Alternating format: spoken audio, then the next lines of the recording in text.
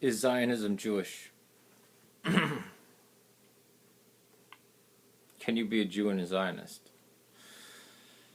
It's funny that Western Christianity, I'm Eastern Christian, from one of the oldest existing churches, or the one church, the oldest existing Christian entity. Now there were splits, and we can argue over Assyrian or Oriental, Eastern, and of course you have those who have allegiance to the Bishop of Rome, calling him the Pope, who claim that they are the direct ones, but none of these support Zionism. But let me ask you a question. Why does the Protestants support Zionism? And why was Zionism prohibited by Judaism? And it actually, in the Talmud, it still is. There's many Hasidic and Orthodox rabbis who oppose. I know an Orthodox couple who oppose Zionism, who lived in Israel, who actually opposed Zionism. If you recall, God sent Sennacherib to destroy northern Israel, or the northern tribes called Israel, for their wickedness. It was God who sent Nebuchadnezzar to destroy Judah. And it was God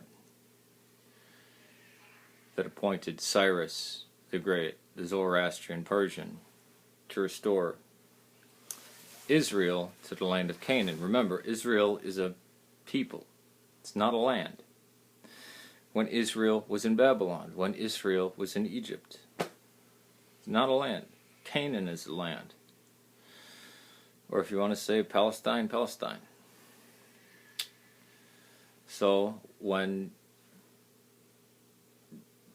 the temple was destroyed in AD 70, and the Jews were pushed out of Jerusalem, and then you had the Bar Kokhba revolt and being crushed in 135, the rabbi said, God has expelled us from the land. We are not allowed to rule in any capacity over this land. And in fact, we shouldn't have any ruling positions at all. We shouldn't be kings. We shouldn't have. This is the rabbinite, the rabbinical tradition, which is about 99% of Jews. There are Karaite Jews who had their form of Zionism right before the Crusades. But how Zionism started? Most of the rabbis were against it. Well, it started with the rise of nationalism and fascism in Europe, and they first thought maybe part of Germany would be the Zionist state, and then they said maybe part of Russia, or Poland, or Lithuania, and it wasn't until the British Mandate that they got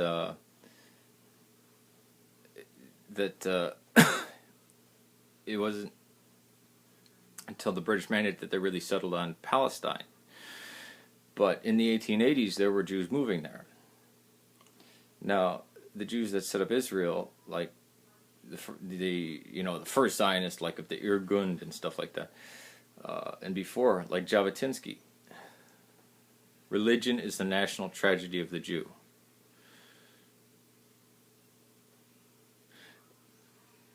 Judaism is identified by the Torah, by your devotion to the Torah. But many Jews have become secular. So then the Holocaust was the uniting thing of Jews. And then now the Holocaust survivors are dying off. So now Zionism is the rallying thing of the Jews, even though they don't believe in Moses or God.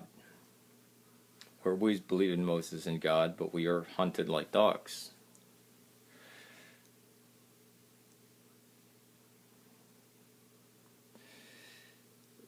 Even Israel, when it started, was it by a king? I mean, the Messiah had to come back to reestablish a kingdom in Canaan for the Israelites, correct? Just like the Messiah, Mashiach, Cyrus the Great, did. They had to wait for the Messiah. No, see, these were socialists. That's how you had the kibbutzim. And they would divide up families. They believed families were oppressive. This was very communistic stuff. And